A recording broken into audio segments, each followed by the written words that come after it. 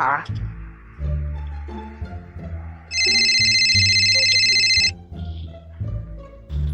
Hello? Good afternoon, sir. This is the ATM officer from your bank. Did you receive our test, sir? Yes. Okay, we want to help you rectify it, sir. Can you help us with your CVV number? I don't understand. The 3-digit number on the back of your ATM card. Okay. 419. You say what? It's like there's something wrong with you, Abi. Come and leave my phone, John. Be wise, as your bank will never ask you to reveal any sensitive information by SMS, telephone, email, or any other channel.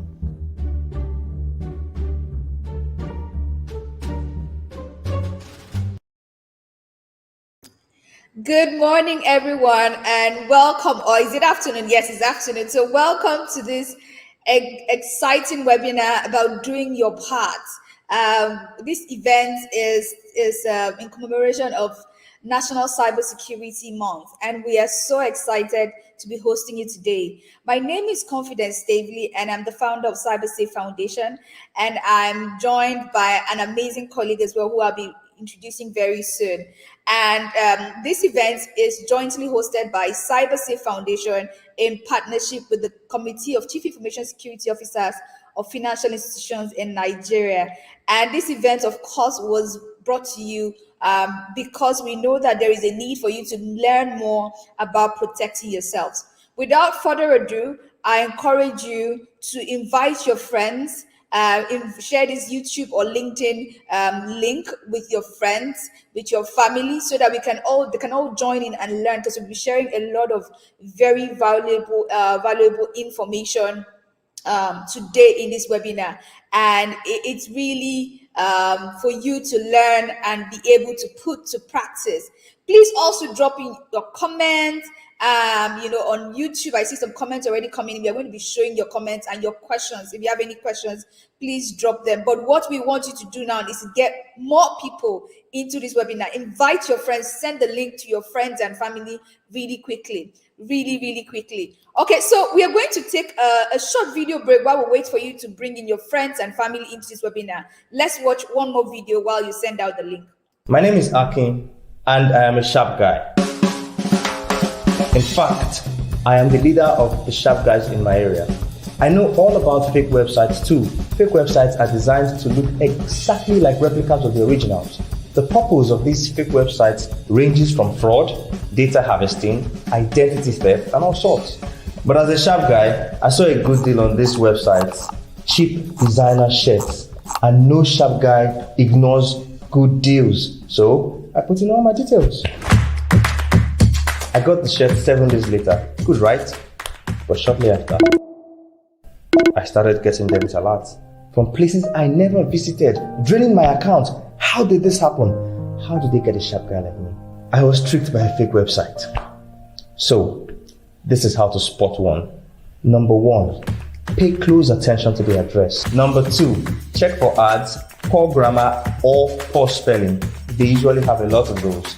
Number 3, they usually have no precise contact details. Number 4, look out for HTTPS. And number 5, search about them on Google.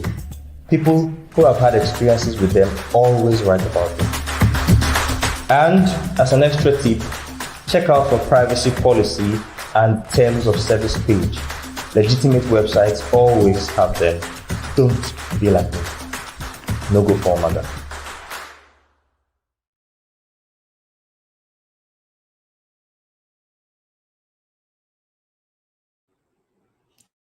Indeed, no go fall bagger. That's the warning. And I am so excited. I'm sure you have.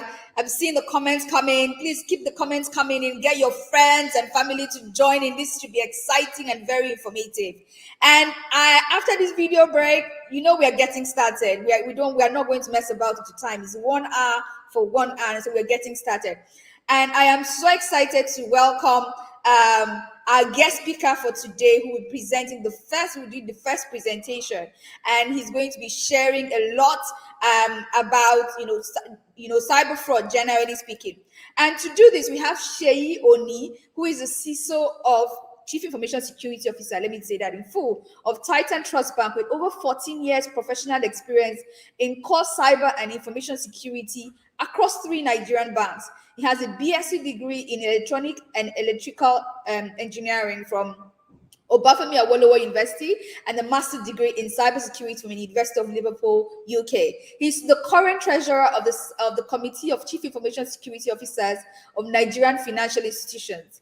And Sheyi has hands-on experience with over 50 top cybersecurity tools and specialized training in multiple banks.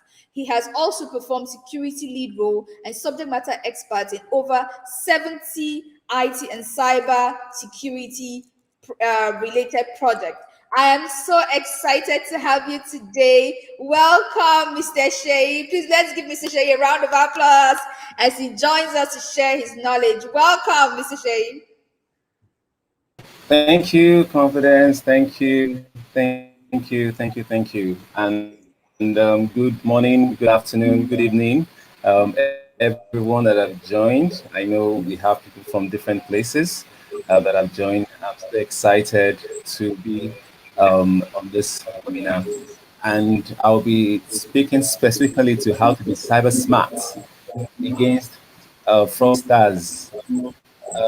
One thing for sure is that cyber fraud is like a pandemic in this current age we're in, and a lot of fraudsters are gaining on the weaknesses and the vulnerabilities that are present in customers. So I'll be speaking specifically on the challenges of combating cyber fraud in this digital age, what fraud techniques they are using, and what is the fraud volume and value by different channels in which money are being withdrawn, and also what are the tips to be cyber smart in case you are a victim of a fraud. What are the things that you can also get to do? So challenge number one is this. There are so many challenges with cyber fraud, combined cyber fraud.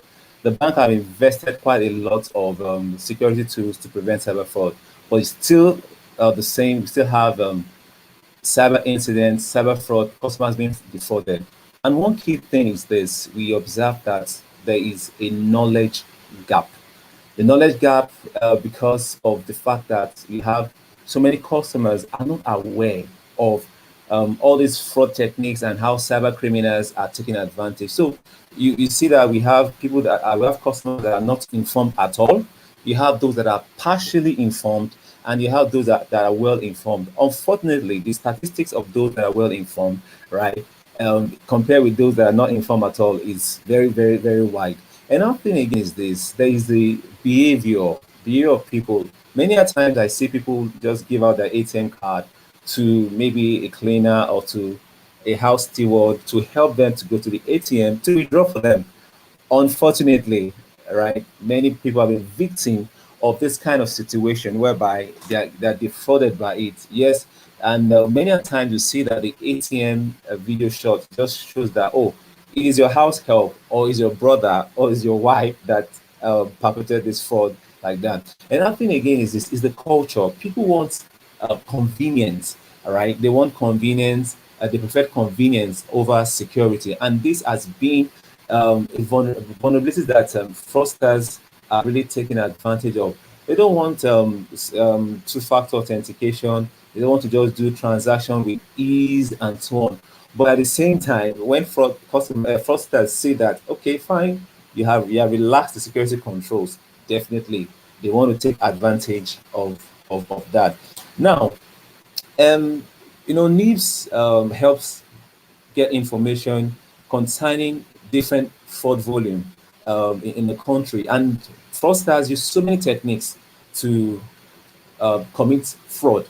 And if you can see on the chart there, you can see that there's so many techniques from clone cards, skimming, SIM swap, cash theft, missing lost card, fake assistant, lack of 2FA, and so on like that.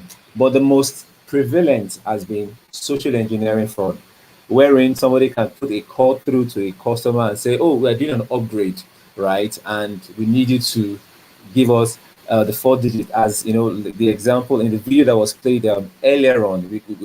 We saw that. Thank God that that guy was really cyber smart. And when they asked for the CVV, he said it is 419, and it would feel very funny. But in reality, many people do fall victim of that, both learned and unlearned. It doesn't mean whether you can read or write, but one thing is this: to be cyber aware is different from the normal literacy that we do have. It's a different ball game. I want it to be very smart. Social engineering try to exploit trust, and people at many a times just get to give away all this confidential information. And you can see the statistics there that over 20. Just this report shows that over 21,000 incidents occurred due to social engineering in Q2 2021 this year, as compared to 12,000 incidents in the year 2020. And also you can see phone theft and car theft. Once they are stolen, right, all these criminals get to just use all of those cards and so on to commit fraud. It's very worrisome to see that the channels that most of this cyber fraud do take place, it's more around the web and that of the mobile. Looking at these statistics also from Sorry to break you. Sorry to break you, Mr. Shei. We can't see your slides. We're seeing just like the top portion of it. Okay, now we can see it. Now we can see it.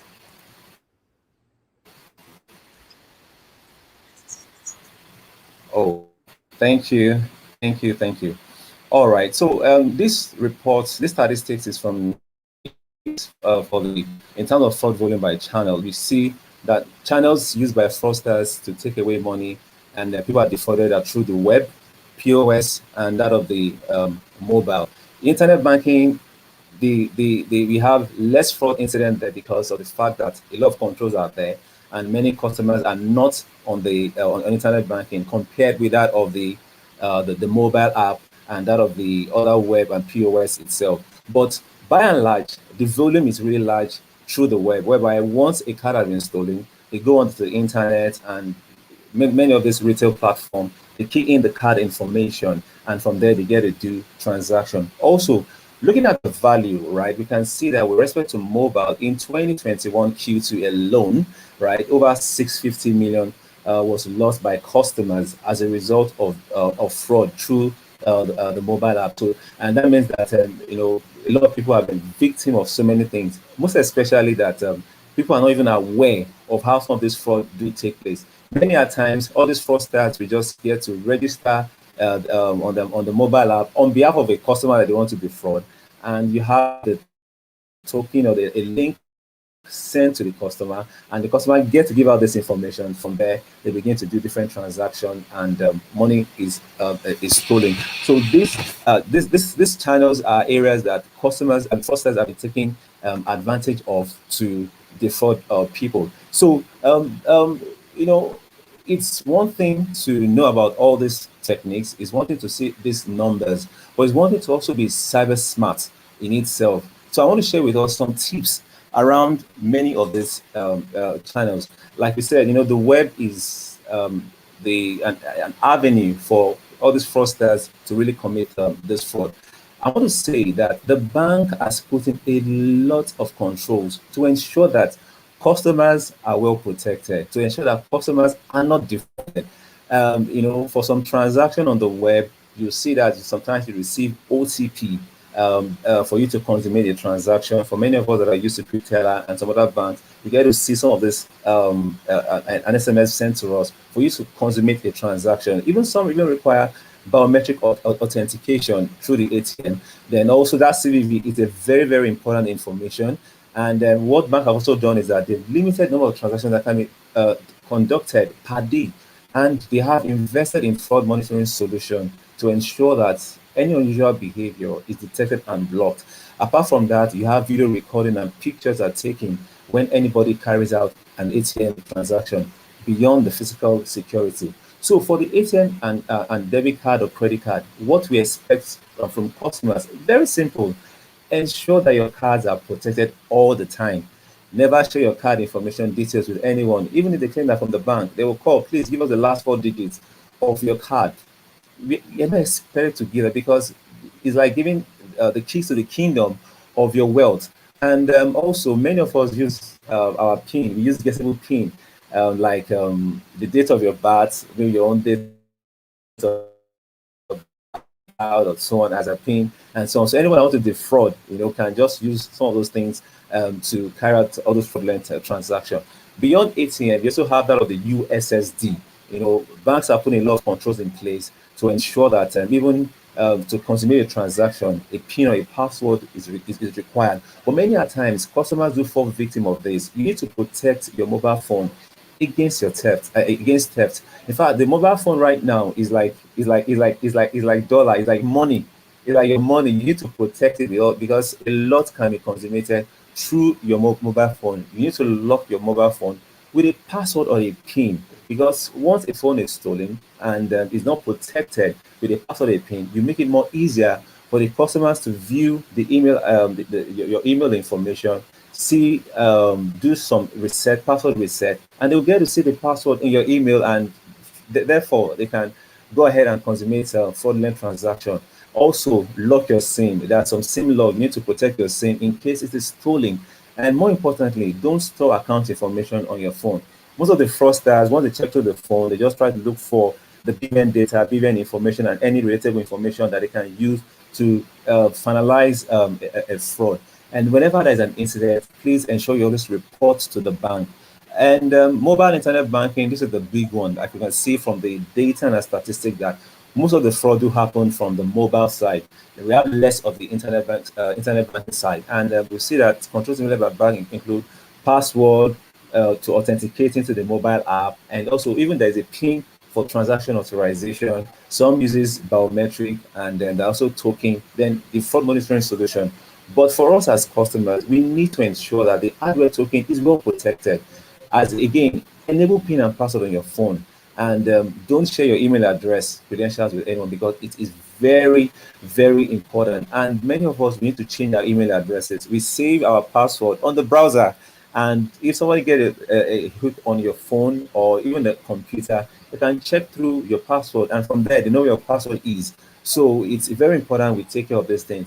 And also, let's use unique PIN. Don't use guessable PIN or guessable password. You see that many of these things are similar with different kind of channels. Then the big one, the new one, latest one in the baby, the Nigerian currency, digital currency, that's the e-naira.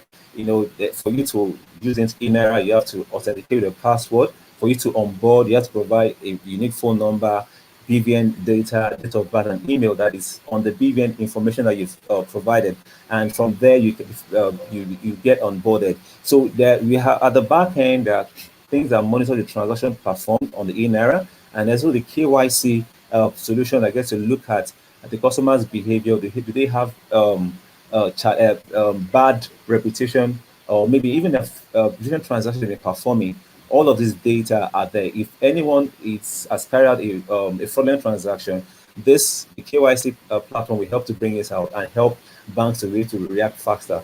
But for us as customer, when you're in error, please don't use guessable password. Don't use your username as your password. Don't use even your name or your child's date of birth and so on, because these are things that fraudsters will attempt.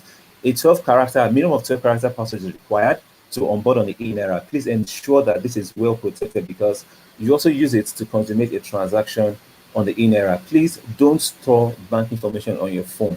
Avoid as much as possible. And if you have to store, please, you need to encrypt it or password that. Now, lastly, if you're a victim of a fraud, right, what are you supposed to do? It's not a big deal, right? These are just 4 things that you can do. First of all, is that you need to act fast. Act fast. The faster you respond, the better and safer it is for you to be able to recover your money. So time is of essence in all of these things. Banks are provided different self-service, right, for you to do. You can block your card, you can place PND, that's personal debit on your account, such that no one will be able to withdraw money from your account. There is the USS code there that different banks have. I don't want to mention that because there's so many. All banks have this USS code to be able to block cards or stop transaction. You can also log into your mobile banking app, and ensure that, please place a PND on your account. Similarly, also with internet banking. Another channel is to engage the contact center.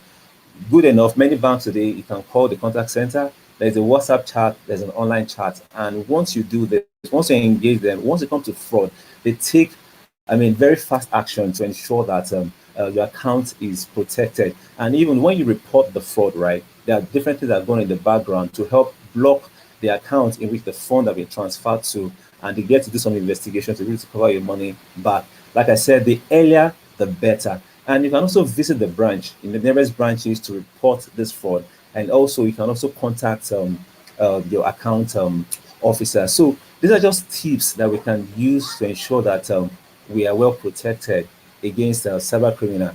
The banks have done quite a lot. CBN have done quite a lot to ensure that you are well protected.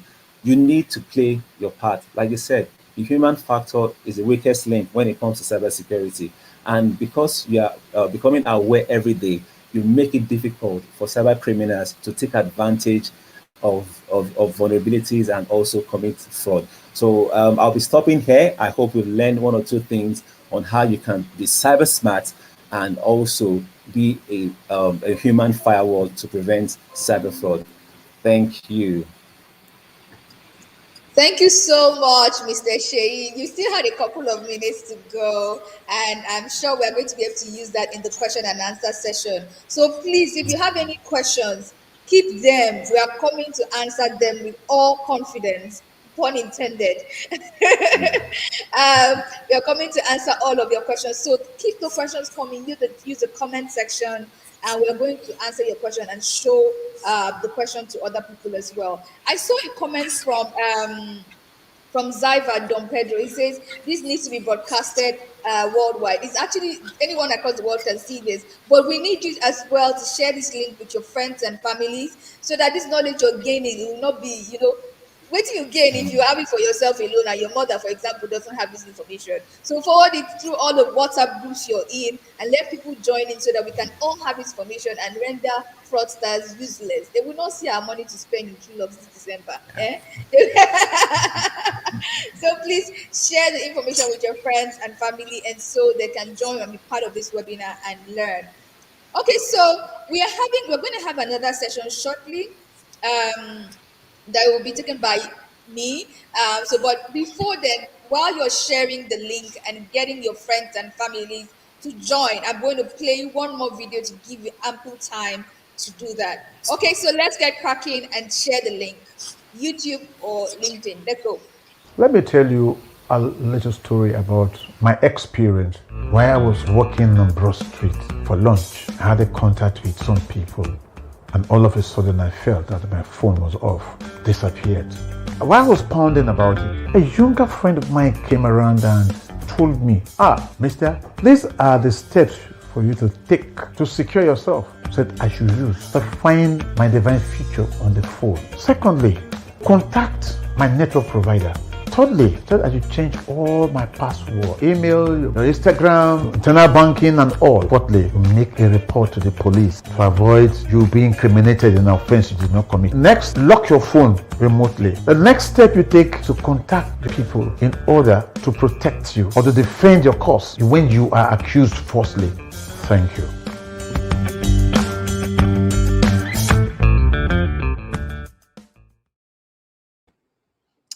Thank you so much for coming back and for sharing this link. I will now be taking on the next portion of this particular webinar, which is, doing your part. And I'm excited. Please, let's keep the comments coming. And remember, we have a panel shortly after this presentation. I won't take much time. I will only take a few minutes, to just share a bit. So please get your friends and family to join us now as we begin. I hope you can all see my screen. Great. So first and foremost, this is the topic we're going to be dealing with: top cyber threats and doing your part. It's very important that you do your part. And why you should be listening to me is what this slide is about, really. I'm a cybersecurity professional, and advocacy for cyber awareness is something I'm very passionate about. I'm an alumni of Global Shapers. I'm an author and entrepreneur, and I have achieved numerous professional certifications and industry recognitions.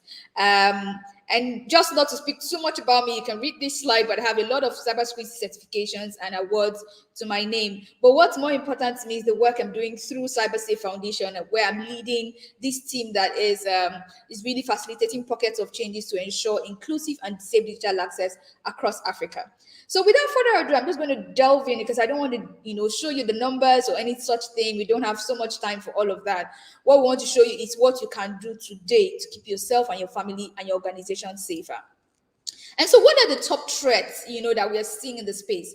So according to the recent Interpol report that was released, a few days ago, the top threats include online scams, digital extortion, business email compromise, ransomware, and botnets. Please remember to, have a computer by your side, or, some sort of platform where we are going to be able to practicalize the things we're going to talk about now, because I will not be speaking too much Turenchi for too long, or grammar, I am going to get practical at some point, So please have your device close to you that you can quickly use, okay? So the first key thing that we have seen, according to this report, is that online scams are number one. Like, the majority of reports are around online scams.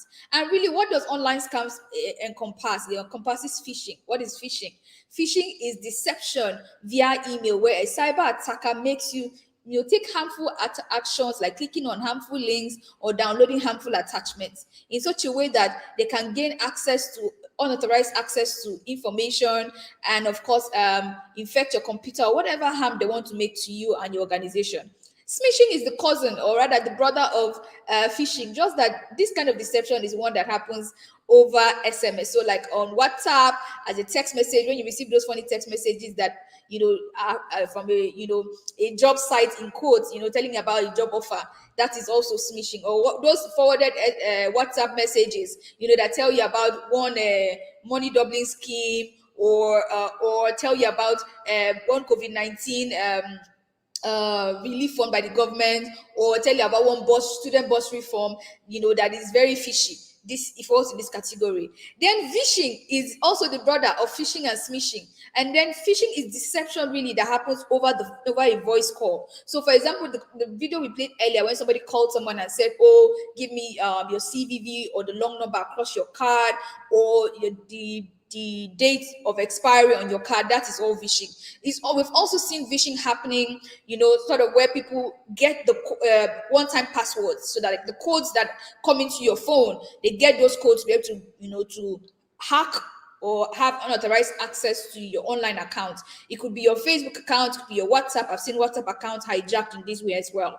There's also debit and credit card theft that happens through scams. It's advanced payment fraud and investment scams. When somebody tells you that you put in such amount of money and get out such amount of money in a really short time. Cryptocurrency scams as well are very, very much in vogue these days. A lot of people are falling for them.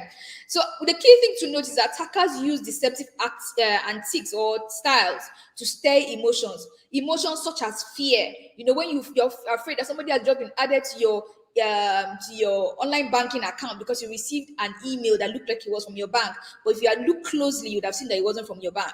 So that kind of fear, it can cause you to not think logically, and then you click on that link or download and open that attachment that is harmful, that infects your computer, and give the cyber criminal backdoor access to your devices.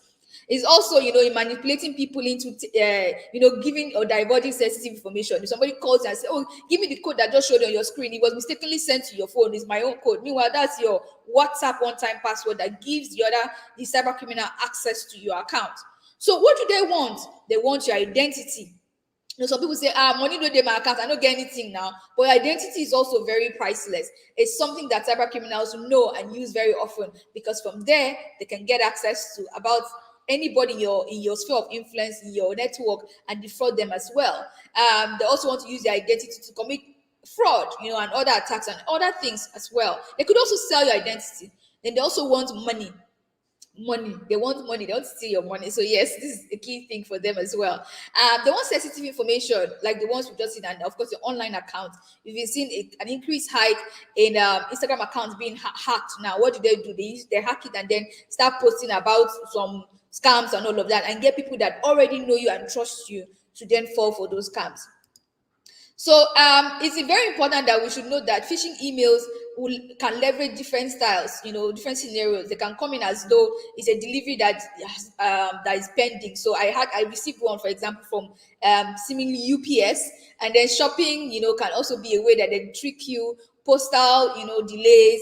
I gave you an example of a bank, looking like you received an email from your bank and then it actually wasn't your bank, or HR services, or even invoicing and procurement departments. If you work in the procurement department of your organization, or say in the financial department of the organization where you receive invoices, you have to be very, very careful as well. And from these particular scenarios, you've seen that a lot of people get to fall for this scam. So you should really know this. So, but before I move on to other kinds of cyber attacks that we're seeing and what they entail, let's do a quick practical, okay? Let's check if you can actually tell a phishing email from a legitimate one.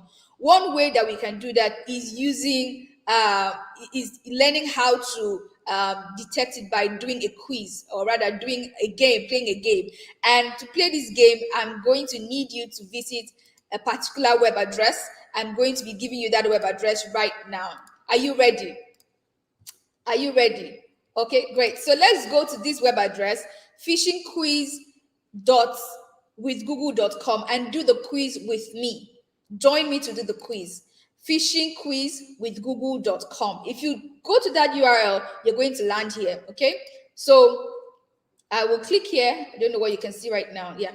Oh, okay. So I need to stop sharing and share the screen that shows you that practical session.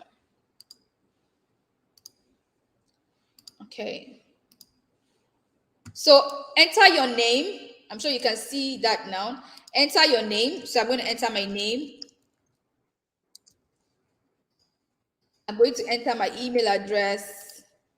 So let's say it's this. It doesn't have to be your real email address, but for this example, we're going to use it. So now let's get started. So how do we know? Do we know if this is a legitimate email or a phishing email? How do we know? One, we come and expand this portion. You click here and expand to see this email address of the sender. We also come here and put our mouse over this link that is included here to see. Now, the link that is under this particular thing you can see is actually shown at the bottom of the screen, and we can see that there are extra hyphens there that doesn't look right. So it looks like this is a phishing link. Can we all agree that this is not a legitimate link? Is it a legitimate or a phishing link? I think it is a phishing link. Yes, I'm correct, and this is why I'm correct. Can you see? If you put your mouse over, this is the way. Now, another one again, we're going to do. This is another one. We put our mouse over this link, and it doesn't look right because you can see a mailroute382.co. There's something fishy there. Is it a phishing link? I think it is a phishing link, and I'm correct. Okay, great. So we're going to the next one. You can see also there are other signs, and the other signs were showing that if you expand the sender's address, you're going to see that it didn't come from. There was a difference in the way efax was spelled.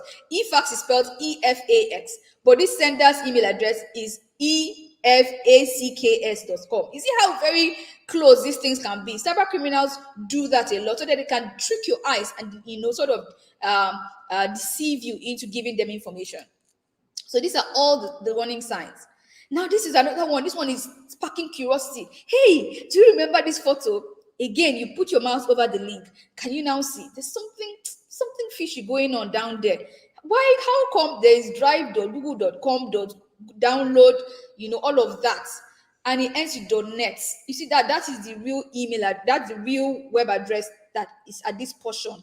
So you should be very mindful of that. And because I've seen that, I will know that it is phishing. So I click phishing, and I'm correct. So you see all of the signs that were shown to me. So if you're doing this with me, I want to see you. If you doing this exercise with me, I want to see you. I want to see you really sending your comments. What is it coming like? What is it looking like for you? What are you scoring at the moment? Let me see your scores coming in. I'm going to pause right now with showing you this particular exercise and see what your scores are saying. So continue doing it and let's see how many people, what you get at the end of the day. Okay. I'm not going to give you the rest of the ones as expert. I've done half for you. Oh yeah, do the rest. Okay, let's see the comments coming in. Let's see the comments coming in. What's your score at the moment? What's your score at the moment? Okay, let's see your scores coming in. Have you finished this quiz? Anyone has finished this quiz? Okay. Let's have that coming. Okay, so let me just be nice. So let me just finish this quiz really quickly for you people. Okay. So now the next one is this Dropbox one. I put my mouse over here. This looks legitimate. I come here, I expand. I see that it tallies. So I'm going to do legitimate. Correct. I'm very correct, and this is the reason why I'm correct. Okay. Good. So we're going to go to the next one. Now this one, it's a financial activity report from a school. What's the name of the school? The name of the school is Westmount Day School. Okay, let's see. How come the web okay? This doesn't look right. This doesn't look right. This doesn't look right. I think it's phishing. What do you think? I think it's phishing because can you see that their emails usually come from sharon.mosley@westmountschool.org? How come this time it's coming from a different web address that I don't recognize? This has to be phishing. Yeah, I'm correct. And this is why, you see, this cyber criminal had registered a domain, a web address that is close to the school's original web address, which is what cyber criminals do a lot of the time. Okay.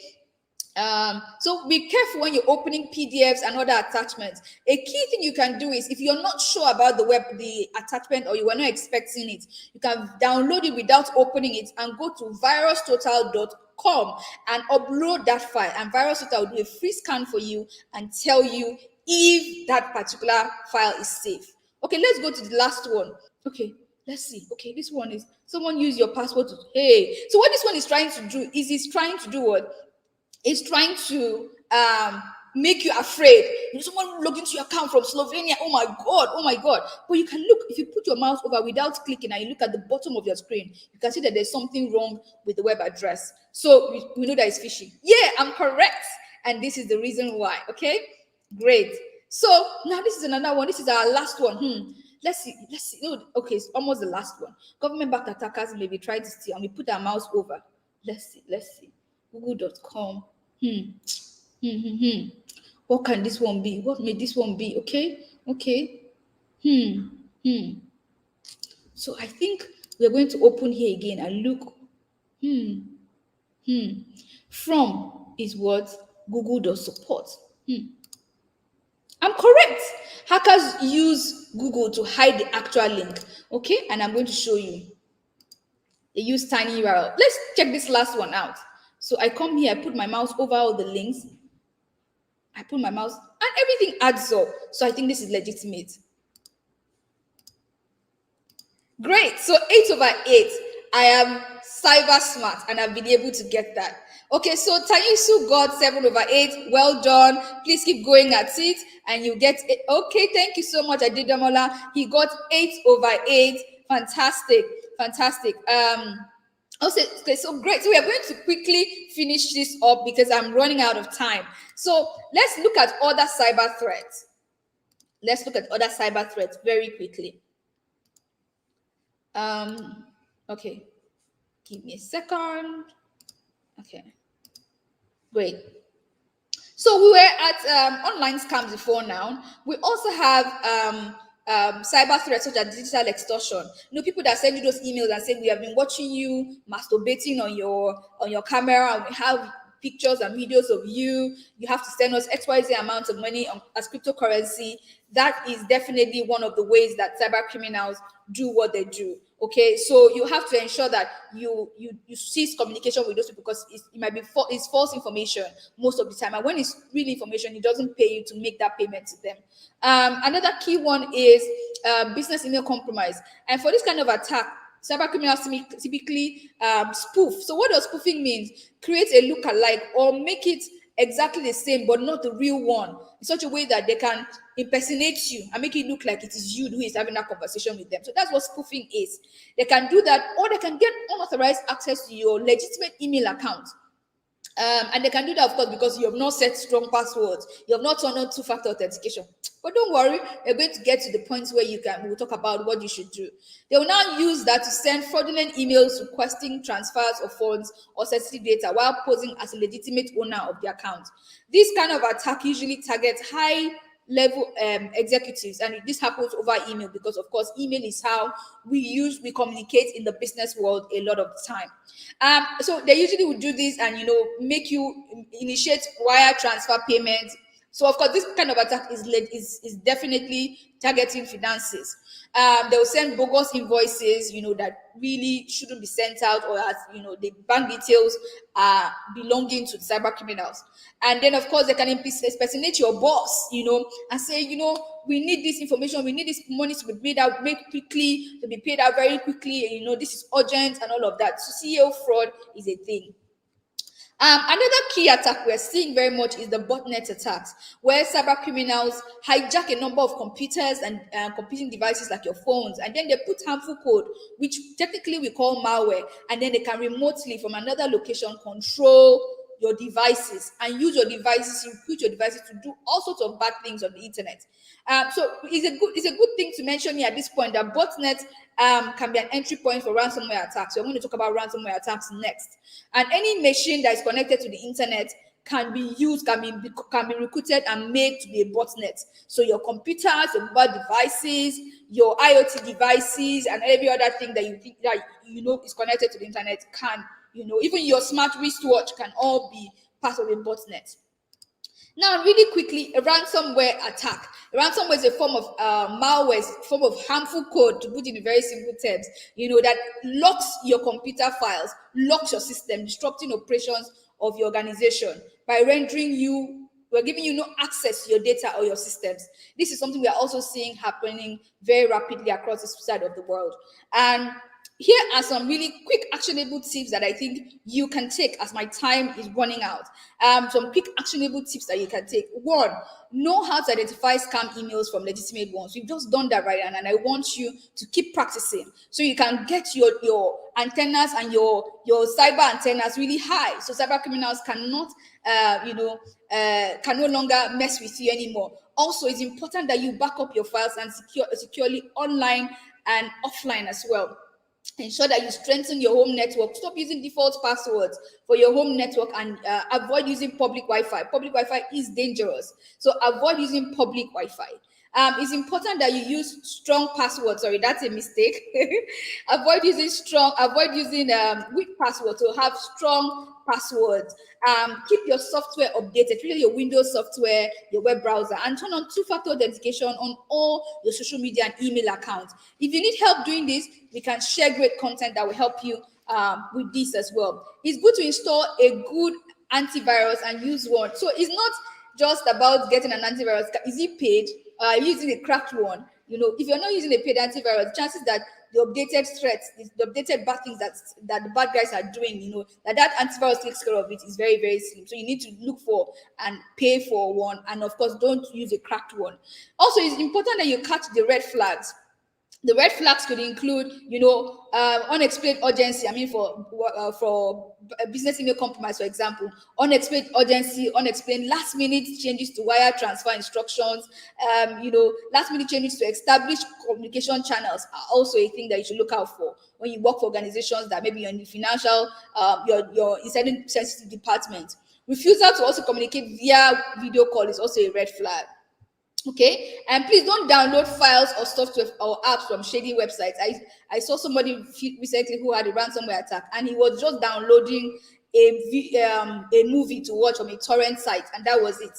So be very mindful of that as well. I want to say thank you very, very much for listening attentively to my presentation, and we are going to go ahead straight on to go to the session where we'll be taking your questions. So have your questions handy and be ready to ask them, because we have amazing people here ready and waiting to answer your questions. We are joined right now in this part of the event by an amazing person that I'll be showing you very soon. Mr. Shay is still here, very much here. But we'll also be having someone you need to meet, Mr. Femi. So Olufemi Olufintila, please really forgive me if I don't pronounce your name well.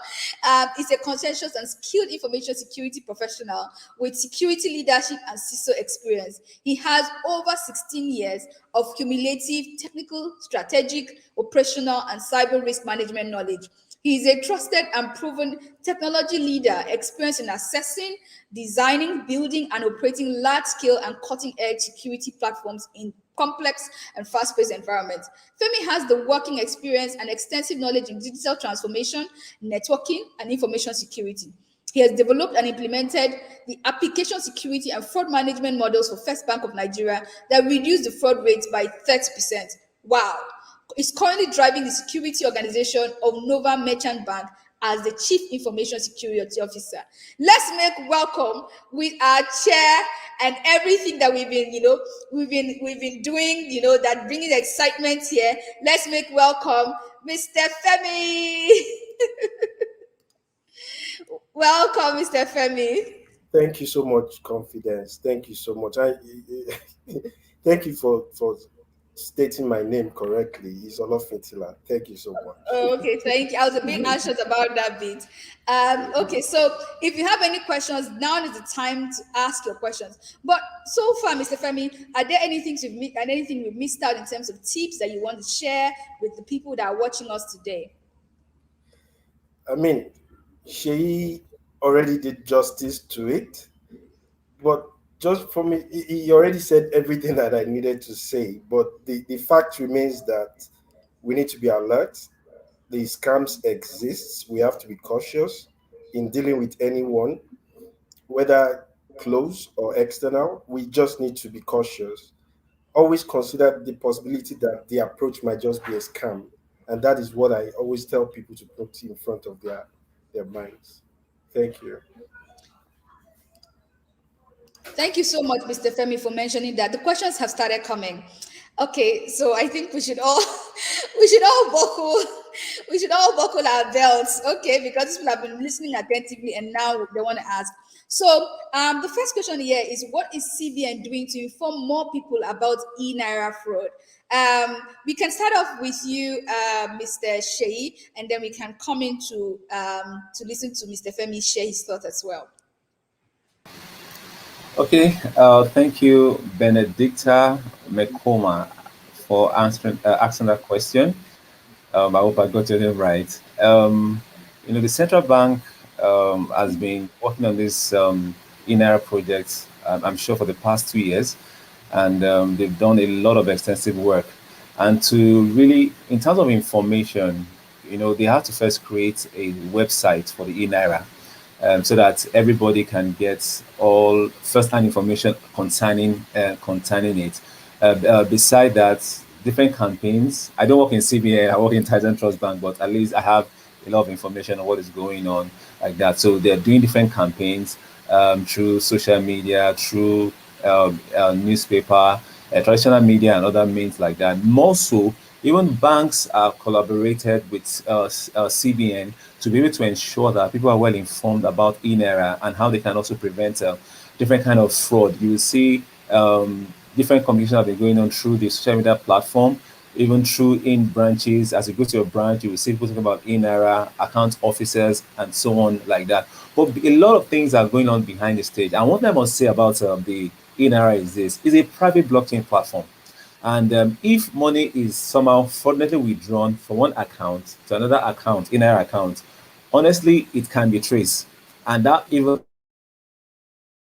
money is like held, and you don't have that control. Unlike normal cash, that once somebody withdraws that cash from the ATM and so on like that, it's quite difficult to trace. But that of difficult to trace or retrieve back. But for that of the e-Naira, right, it's difficult. It's very easy for CBN to really trace the history of how that fund is going from one account to another account and so on. That also makes it more difficult and more discouraging for all these fraudsters to try to use the e-Naira platform to defraud people. But a lot of awareness is going on. Awareness is never enough. It is a continuous thing because it has to be reinforced over and over and over again. I hope that answered your question. Thank you. Thank you so much, Mr. Femi. Mr. Shea, Mr. Femi, do you want to chime in?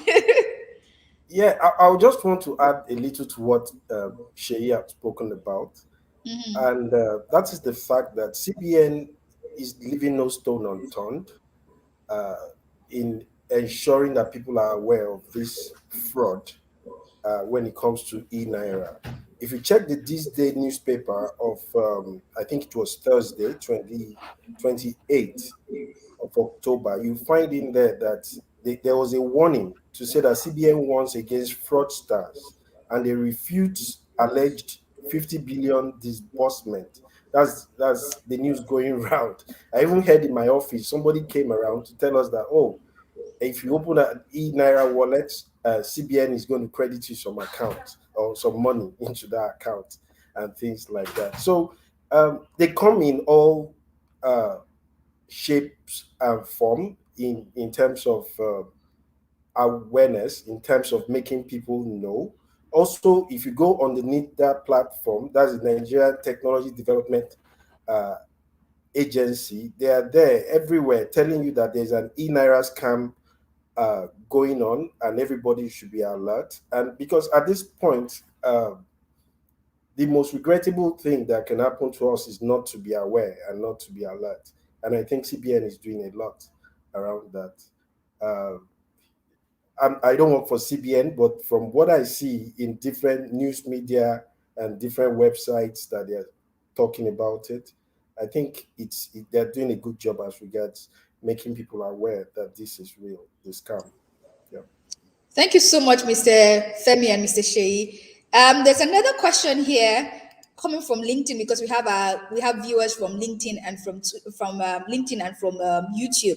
So this is from Brian, and Brian is asking: are password managers foolproof? What are the recommended ones to use? We can start off with you again, Mr. Shei. So we come to Mr. Femi.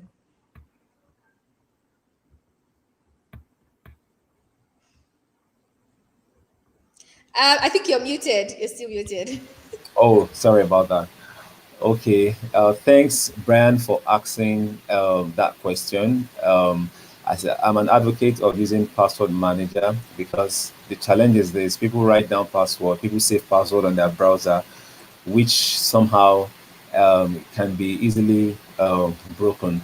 The point is this: there are no fast and recommended rule as to which is the best password manager in itself. But one thing is this: sometimes the free ones are okay, but what is better and more safe are the ones that you really paid for because they are maintained, they will maintain over time.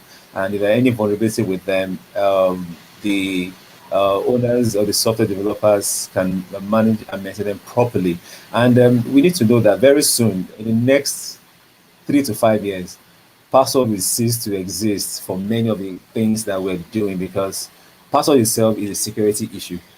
It's a security issue. Yes, it was supposed to help do some restriction of ransom things, but in itself, it has also become a vulnerability because of the fact that many users have to write out their password. For example, maybe in a bank whereby you have to log into over 50 applications. Sometimes people that are not cyber aware, we just try to write out their password or use password over and over. Similarly to many of us, most of our emails, we just use the same password, and somehow it can be compromised, especially the ones that when we're using cyber cafe, many of us store our password on those browsers and somebody else will come and use the same system and at the same time just view everything and they just get to compromise like that. So, but the thing is when you go to your Play Store or App Store, you get to see many of them. I don't want to recommend any, right? But the thing is the review matters. Review them.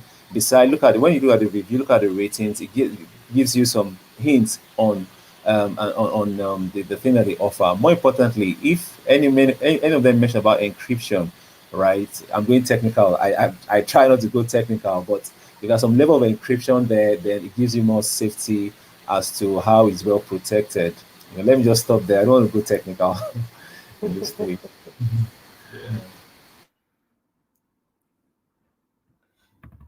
So confidence, you are the one that's muted now. Oh my God, that's true. Exactly. That's best of us. Okay, so you're going to just chime into that question and just maybe add maybe one or two things that Mr. Shei may have missed. But I have a question that you will take on very next, immediately after that. Ihenacho on YouTube is asking, I understand many scammers are now using virtual accounts. What are banks doing to prevent easy transfer of funds for scammers? So you can start by adding on to Mr. Shei's answer, and then you take this question first. Okay. Um, for passwords, I I'm an advocate for not keeping your passwords anywhere because it's a vulnerability.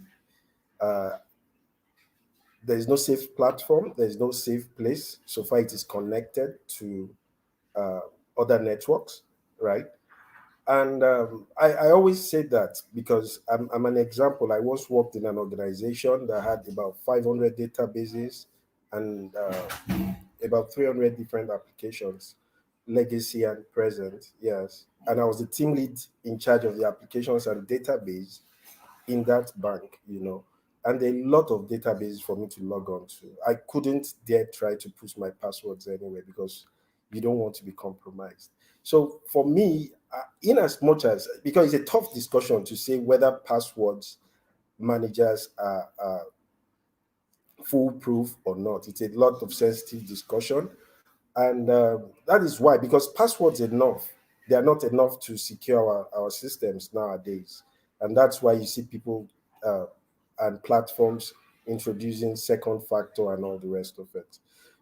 So I would want to deviate away from that password manager discussion, because I am not an advocate of password managers really. I always want to try as much as possible to create an algorithm in my head. Imagine 500 databases in my head for me to try and log on to those systems. Yes, that is for that question. That's the addition I may want to add to that. And that's personal. It's not a general uh, uh, thing that people are in agreement with. So that's for me. So for scammers using virtual accounts, I try to understand what this person means by virtual accounts. Does it mean wallets? Does it mean, uh, you know, I would love to be more specific when I would love this question to be a bit more specific. I don't know if she understands what it means by the virtual accounts. Shay, do you understand? And if you're still here, Prosper, please drop a message with more information about this particular question, and we can move on quickly to another one. Really, while we wait for Prosper's, Ihenacho Prosper's, sort of like explanation to that question. We have two more questions, and our time is almost running out, so we'll just take that. And I would want you as well to just he's dropped this virtual account number. Do you mean like a virtual? That should still be a bank account, correct? Well, virtual accounts can vary. In era can be seen as a form of virtual account. When you also have a mobile wallet in itself, can also be seen as a virtual account, but it needs to be more specific as to what is really referring to. Yes, I know that fraudsters, I mean, not fraudsters, we have so many fintechs right now that also create different accounts, more like virtual accounts, which people can use to do transaction compared with the traditional legacy bank, but it needs to be very specific. But let's move on to that question because of time. Um, Exactly. Thank you so much. So we have the last one here, which is how can bank fraud be prevented? This is the closing out question from Tanyisu Robert on YouTube. So I think I want to start off with Mr. Femi. Mr. Femi, you give your thoughts about how bank fraud can be prevented, and Mr. Shea is going to chime in, and then we can close out. Okay, a couple of steps here. The first one being that um, when you're dealing with anyone, just be aware that you know who you are dealing with. If you are unsure of the legitimacy of the business, we're talking about bank fraud here. If you are unsure of the legitimacy of the business, take some time to do a bit of more research, right? Number two, you keep your personal details personal and secure.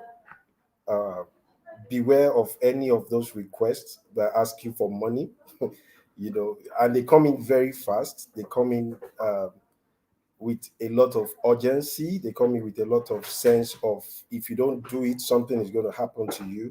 So you have to be careful and beware of those kind of things. Black Friday is coming. A lot of people are going to go online. We're talking about frauds here, and it's your bank account. Be careful of your online shopping. I always tell somebody, if it is too, I always tell people rather, if it is too good to be true, buy one, get 10 free. Please be very careful. Also, very importantly, and in closing from me, is that you have privacy settings on your phones, on your social media accounts. Ensure that they are properly set up so that people don't get your credentials. When they get this, it makes it easy for them to defraud you. Thank you. I think I'll leave it for Shei to wrap it up with more insight. Yeah, you said it's all. Just to add up to this briefly, is this there's what is called zero trust concepts in the world of cybersecurity, and I think this should also goes down to the customer as well. They should also have zero trust. Whenever they have different form of dealings, if they any like confidence I've shared, that so many mails that come in, especially the one that have to do with different kind of transaction, different kind of attachment, have that zero trust mindset, and it will really help a lot. And when you are in doubt, please, when you're in doubt, don't respond. Don't take any action. You can call the bank for assistance. You can call somebody that is cyber smart.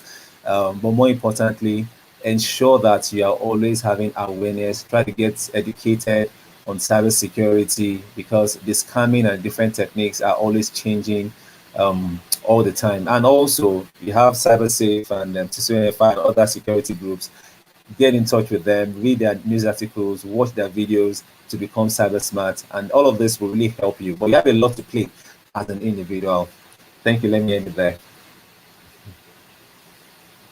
Okay, so thank you so much for that, those contributions. But there's a question I have to take. We are out of time, but maybe if you can take 30 seconds each to just address this question. It's a burning question from Brian, and he says, recently, I and my colleagues opened an account with the bank a few days ago, and then we got a scam call asking us to provide our PIN. What is our bank doing, or what are our banks doing to address this internal threat? Because obviously our details are leaked.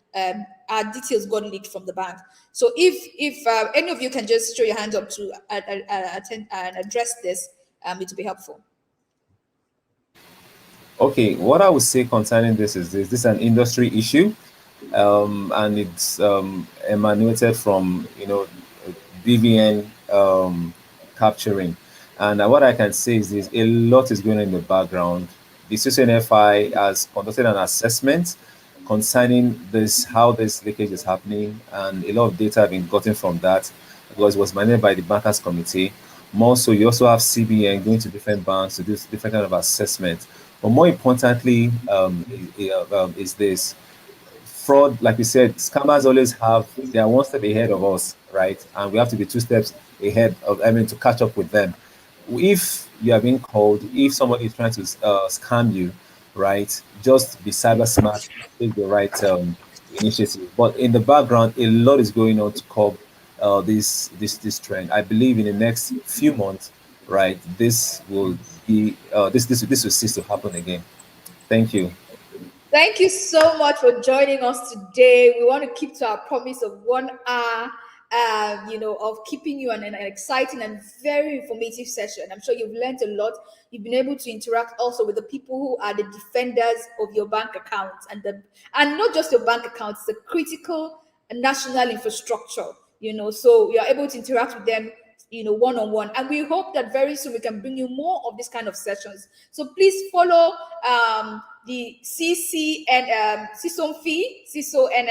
We're going to share the links to follow on social media, and also follow Cybersecurity, Cybersafe Foundation online, so you can see very easily when next we're having another session like this. That will, of course, promises to be very, very, very interactive and very, very, informative. We are seeing the nice comments coming in. Someone says this is great content. Someone says this is nice. Someone says fire and all of that. We see the comments coming in. Thank you very much. So till next time when we're going to be having this again, please share the replay with your friends and family so that they can also watch and be cyber smart. Thank you so much for coming.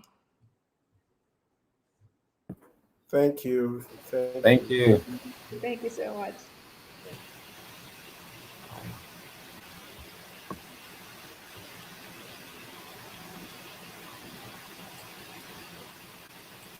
Hello.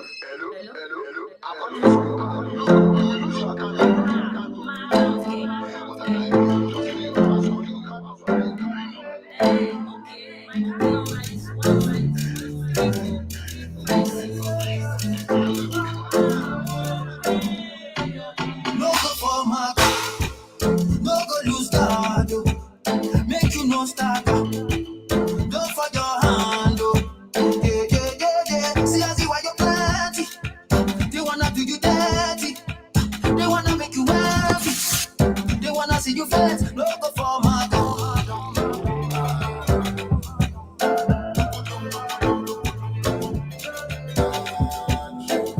Listen, Babylon people waiting. You want to when you grind and they will be hating. They send you fake verificating. They wanna work your Instagram for nothing. No, you take your email, different password for everything. You download grass software for free. But you know say my guy for free. This is risky. Protect your money. No give anybody password or OTP. Make them no chop you. No go for my no go lose guard, make you no start, don't for your hand, yeah. See I see why you're plenty, they wanna do you dirty, they wanna make you happy, they wanna see you flex, no go for my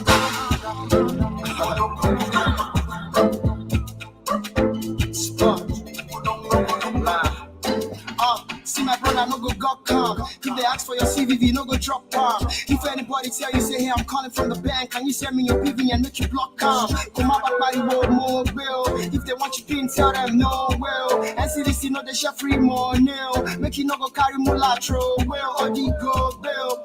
Protect your password. Use the factor, make your account no go actor. And make you know the click links that you can't trust, or you go receive a lot you can't account for. No go format, no go lose guard. Make you no start, don't for your hand, yeah. See